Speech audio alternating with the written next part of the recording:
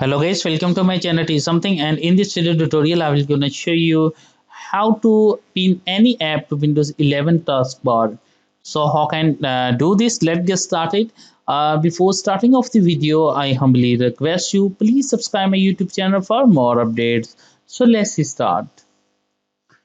Okay guys, in the search box and type any app which is you want to uh, add a taskbar. So I like this um,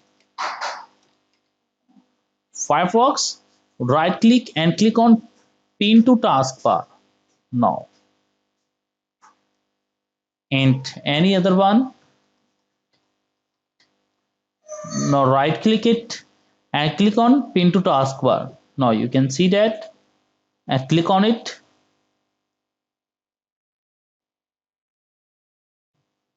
Now open it and close it.